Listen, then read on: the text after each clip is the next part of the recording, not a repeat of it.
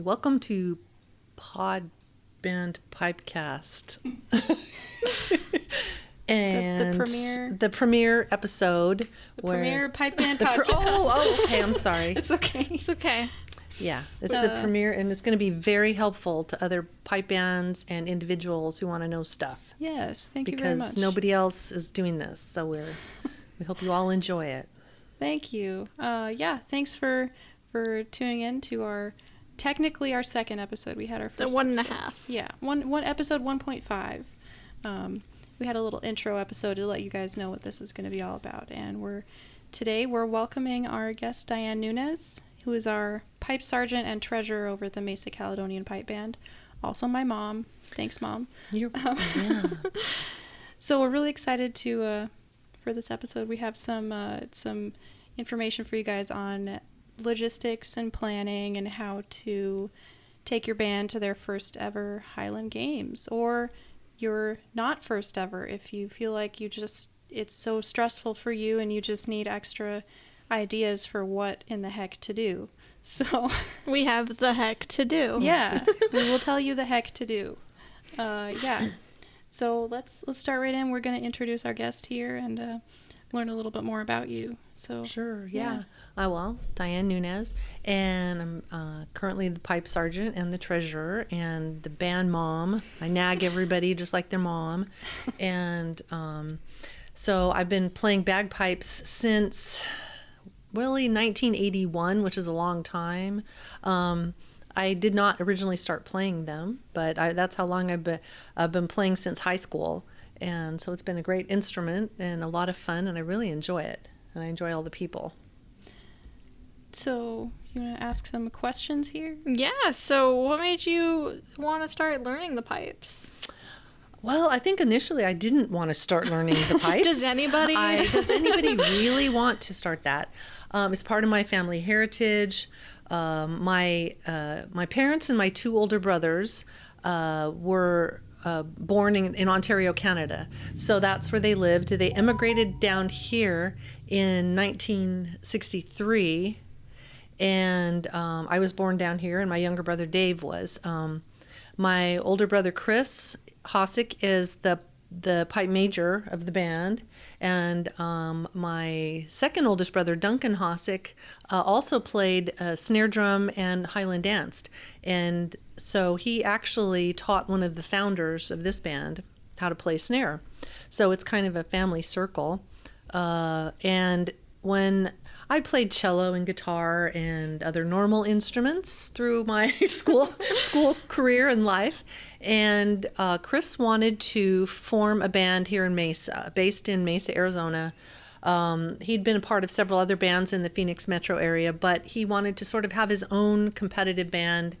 And so he strong-armed me into learning. And you would like to learn, wouldn't you? Was actually how the conversation went. And I was like, okay, sure. Because as a lot of musicians find that you can, you already know how to read music. So it's just a matter of picking up, another instrument. But it was a little difficult, and it took a while. And at times I wondered why I was doing it. Even today, I wonder sometimes why. Why do I do it? And but it was a lot of fun learning. And so I was one of the original students of the band, actually. Cool. That was a long time ago. Huh? Way back when. We still had electricity, though. So, okay. Yeah. Not that long ago. Yeah. The band has what we consider 4 founding members.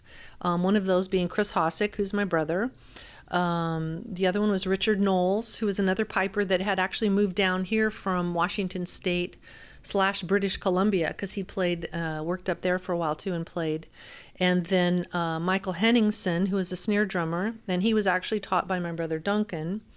And then James Grant, our bass drummer. So we had 4 actual, competitive players who'd played in bands before, trying to build something from the ground up. And then there was you? And then there was me as one of the original students. Yeah, and actually David, my brother, who ended up becoming drum sergeant, he was learning from Michael Henningsen kind of at the same time. He's 3 years younger than I am, so he was, learning snare, And we felt it was kind of a full circle thing that our other brother Duncan had trained Michael, who trained Dave. So it was an interesting roundabout way of getting it going. Another original student was Mike McKee, who's one of our pipers still today. And so we have a lot of long-term loyal members that have stayed with the band for years and years, since even its beginning.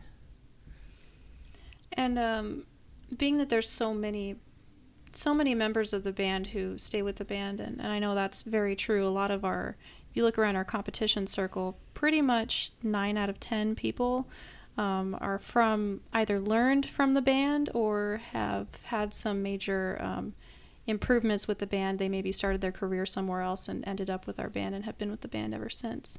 How do you keep yourself going after all these years? How do you still have the motivation to still improve, even though you've been doing this for however many years? I think it's the newer members that do get you motivated. Sometimes it's easy to get down or feel like you're doing the same thing over and over and it gets boring. And but we do try to keep it interesting. Obviously, when you learn new music, that's something that's different. So we don't keep the same sets forever and ever. We learn new competition music. We learn new repertoire sets. We try to incorporate fun sets that have different instruments with them. So we enjoy doing that a lot. And we're going to probably be doing more of that as we go along. And we've done even some vocal things, which is kind of cool. So it's, I would say some of that is a motivation. The fact that we continually teach new people, and when you're teaching, you find that you get that same sort of fire that the new person has that wants to keep going, and so that kind of sort of draw on that as well. That's a good way to look at it. Mm-hmm. Teaching the young keeps you going. Mm-hmm. Right. So you mentioned that you're the treasurer and the band mom. How did you get into being those positions? Well, once again, initially when the band formed, it was, just a loosely formed band organization, whatever. That it was in the early 90s that Chris, being a corporate attorney, figured we needed to incorporate the band. And the reason for incorporation is then you can also then become a nonprofit organization. So that's what we are, a 501c3 nonprofit. And that takes a little paperwork and a little bit of knowledge to do that. But that's sort of a critical thing to do for fundraising and for people to be able to feel like you're a legitimate organization, that if they donate to you, that you are something that's responsible in what you're doing. And so he needed a treasurer, obviously, so he didn't even ask. He just brought me paperwork and said, here, you're the treasurer. And I have been a treasurer for our church before, for another nonprofit, so I have familiarity with that. You should never say that you're never going to do something, because I always said I'm never going to be an accountant, or I'm never going to do anything with that. And that's exactly what I do. And that's just so, and so that was part of it. And so, there's a lot of responsibilities being the treasurer. It's not just, like collecting checks from performances that we do, but we do have to keep up our filing with the IRS. We have to file with the Corporation Commission all the time. Keep our paperwork up with the Secretary of State's office. I mean, it just goes on and on. And so I do a lot of grant writing as well when that's, available, when there are things that I can write grants for. And so it's a learning process still for me in that as well. And you've been doing that probably almost as long as almost probably as long. Yeah. When you think about it from the 90s, yeah, that's kind of a long time. And so and the part about we've had other members of the band, some have come and gone, that would be sort of the shepherd for the people and sort of be the nag, and so now it seems like it's like left to me, because I might be the last man standing or something. But I just try to make sure everybody's got what they need, everybody's doing their job. I always felt like I was a good liaison between the pipe section and the drum section, a liaison between my brothers, because sometimes that can be a tough task. And so that was, sort of another job that I do, but I hope, at least I hope, that I'm approachable for people, that they can come talk to me, and if they have suggestions or things they want to do that to make and make things better. Sometimes Chris can seem very big and scary, and so they'll say, well, I'm really scared to tell Chris this, but I'd like to do this, or this is an idea, and I'll be like, okay, fine, let's go talk to him. And they'll be like, no, and yes, it's okay. And so it works out well, and so eventually that's how I kind of became pipe sergeant too. We've gone through, Rick Knowles had been pipe sergeant for a while, and then he left to form a grade 4 band. And so he was gone for a while. He's back with the band, but through that cycle, I became a pipe sergeant. I think it's more of, like you need a leadership chain of command sort of thing. And so when the pipe major is not around, or even when he is around, sometimes I'm bossy, and I can, say what we're going to do, or let's do this, and make sure that we're on track, what we're supposed to be doing. Mm-hmm. Can you actually tell us a little more about those roles? Like what is a pipe sergeant? What is a pipe major? What do they do? Yeah, I'm probably not going to give the specific textbook, definitions, but pipe major, probably that comes I think from the military, Scottish regiments, but that person is sort of the director of the band. A lot of different bands have different viewpoints on what that person does, and in our band, that person, the pipe major, also happens to be the president of our corporation. Some bands have it set up differently. Some bands say vote on who's the pipe major, or vote on different things like that. We have a board of directors, and where we have a vice president, and currently the vice president is David Hosick, who's used to be the drum sergeant. He's kind of drum sergeant emeritus, but he still plays in the Corps. And so these titles we use kind of like a corporate title for them, but they're also functioning to organize the music. And so the pipe major is sort of like a director in a band, any band, or an orchestra. And so that person really has autonomous control over the creative aspects of the group, as well as the whole organization and how it functions. And I know that's not the same with other bands, but we have found it to be successful. And I give Chris a lot of credit, because he he's come up through different bands and seen different models, and even back in Canada and here, and seen different bands on the West Coast and stuff.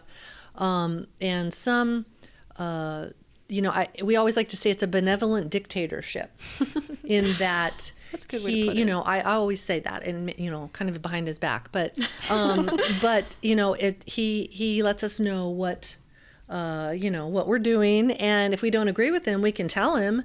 But ultimately, the only way we vote in this band is we vote with our feet. So ultimately, if somebody has a big disagreement, it's not going to be a case of where he's voted out of pipe major. He's probably there till he decides to retire, or decides that he's not capable, and but that's how it works. And so we don't vote in that terms of that respect. Pipe sergeant's sort of like your second in command, I suppose. They do even have pipe corporals, but we don't have that in our band. So you can see how it's almost like a military sort of thing. And we have a drum major who leads us on parade, and that person has, I guess as much authority as is given to that person. And so we put a lot of trust and confidence in the drum major that we have. We're very fortunate. Some bands have a guy that's out front that really is not capable, but our drum major is exceptional, and I know you're going to be talking to him later. Mm-hmm. But we, in terms of our corporate functions, we have president, vice president, treasurer, which is what I am, secretary, which is what Kaylee has sort of been forced on, and then we do have a board of directors that we kind of pull from all the sections that we have, where we have representation, so that the people have a voice, if you will. Like I say, ultimately, if we. And yell and everything, it's still going to be ultimately Chris's decision on things. So he's very good about sharing the glory, sharing the failures, sharing, with because he feels he's, the buck stops with him. So. Mm-hmm. What are you most looking forward to about the band in the next year, next coming years, or just about your career in general with piping? Well, I really like kind of where we're going now with it.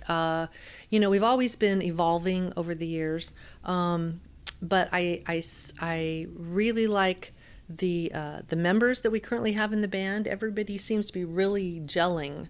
The personalities are there. We really don't have conflicts. If there's any disagreements about things, it's like usually music related, and we don't have drama. A lot of bands have drama, and it's just very nice to be in an organization where you don't have to just be constantly putting out fires like that. And so I enjoy that. We've done some different trip planning. We've done some different things. We have some, future goals that we're looking at for different, maybe contests to go to, different performances. And I'm doing a lot more teaching now too. And so it's interesting, like I say, to get that fire from the students that you teach. So we're trying to get more people involved in teaching as well, because you learn actually yourself, and you find out things that you didn't even realize when you have to explain it to someone else. So yeah, it's and bagpipes are a complicated thing. So well, good, yeah. Bagpipes are very complicated, and this whole organization of everything that you do, I know, is extremely complicated. I know because I've been part of it. Yes. What is your advice or any tips for people who are maybe just starting out with their own band, or are in a situation where they're in a band and it's not going as smoothly, should I say, as they want it to? What are kind of your logistical tips for saying, okay, we're going to go to a Highland Games with this band, and this is how we're going to make it work? Yeah, and that's a tricky. And I, in fact, talked to a band manager. He called himself, but he's a piper from back east, and he was wanting to pick my brain about our trip that we had recently done to Scotland, for example. Anytime you want to take a group of people somewhere, it's complicated. And so even if you're just traveling to another state, for example, you have the logistics of making sure that if you're going to do a competition, for example, that your band is properly registered with the association that you're located in. So we're in the Western United States. That's the Western United States Pipe Band Association. There's the Eastern United States. There's isn't there Midwest? There's Midwest. I think there's Midwest. There's Pacific Northwest. There's Canada. There's Scotland. There's Northern Ireland. So you have to make sure that you have a registration in with your local association, and then if you're traveling to another association, you have to just double check that you don't need any kind of maybe a co-registration or anything to go along with that. And then you have a roster of players you have to keep track of, which I know you do that as in a function of being secretary. So, it's sometimes good if people can have roles to play. So if people have things they can do, there should be a point person which I guess ends up being me, point person that sort of handles those things. And then if you have someone you can delegate to be your secretary or handle roster issues, handle association registrations. I make sure that our registrations are paid wherever whatever we do. Wherever we go. If you're going to a Highland Games, a lot of them now are charging entries for competitions. So you have to make sure that if you're going to a games, that you check and see if they have an entry fee for the different contests. They'll obviously, soloists have entry fees, but the bands themselves have to pay entry fees often. And they will have certain requirements that you have to double check that. It's wonderful with the internet. Back in the day of the Stone Age, when we didn't have the internet, it was a little more complicated. And I've heard horror stories, and our band had one time way back in the early 80s, and our first really our first competition in California, that the registration was sort of lost in the mail or something. Never happened. Oh, Didn't entry, we didn't know you were coming. You can't compete. I'm sorry.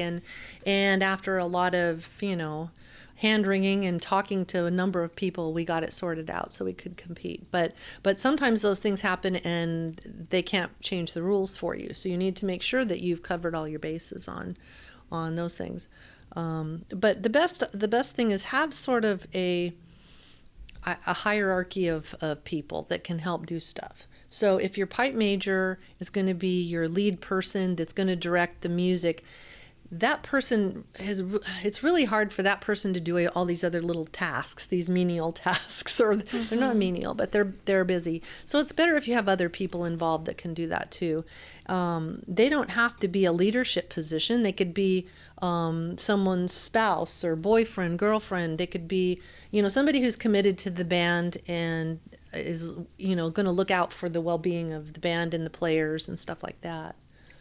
So I guess the main takeaway from that is don't be afraid to ask for help and Exactly. delegate. You can't don't try to do everything yourself. No, because when you do try, you get pretty frazzled. And sometimes I have this inability to say no for stuff. And so I'll just be like, okay, yes, I can do that.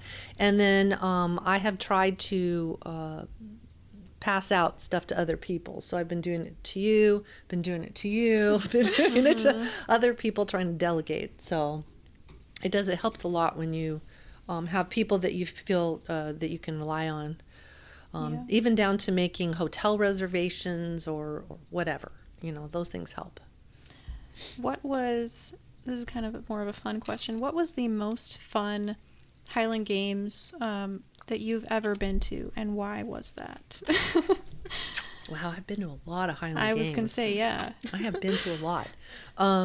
And I mean, I guess I like, they're always fun. I mean, at least that's what I feel like. I feel like the Highland Games are always fun because if it's just a local one, I usually load up my Suburban with people, and it's like a clown car, because when they start piling out, there's like, how many people are in that thing?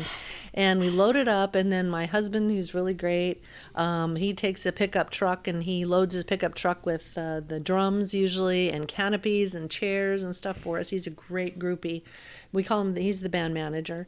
And so those are parts of things are fun. But I think, and I have to just look at my recent experience, that the last trip that we just did in Scotland, when we went to Edinburgh, and we're based there, that was just really awesome. And I just had a lot of fun, and I almost cannot wait to go back again, just because of that experience. I felt it was a really good experience, at least from my perspective. Mm-hmm. Yeah, so for our listeners who may or may not know, we just got back in June. We went to Scotland for the European Championships for the Lacour and the Edinburgh Highland Games, and that was just a ton of fun and also a ton of work. Yes. But so worth it. It was just a blast, and we're going to talk about that actually next on our next episode. We're going to split these podcast episodes into some shorter episodes than you're probably used to for podcasts, just because we really want everyone to be able to take away what they want to take away and not have to sit through maybe an hour and a half if they really just want one specific piece of information. So for now, we're going to call it there, and we're going to call that the end of this episode, and we're going to be back right after this next week with the continuation of this episode. And what we're going to talk about specifically is, what did we do in Scotland? Why the heck would you ever go across country with a group of 40 or 50 people to do this kind of thing? And how do you do that? Like we said, there's a lot involved with this. It just was a huge undertaking, and we got huge results, and we are just so excited to share them with you for anyone who's interested in doing this in the future. So thanks for listening. We'll be right back next week, same place, same time, with a continuation, and we're going to call the episode Scotland or Bust. Awesome. Thanks for listening, everyone. If you enjoyed this show, then support us on Patreon for exclusive content as well as the video of us recording this. We'll have special exercises we'll be writing as well as tips and tricks with tenor drumming and other instruments to come. Subscribe to us on YouTube for some tenor tutorials and possibly other tutorials later on. And like us on Facebook at Pod Band Pipecast.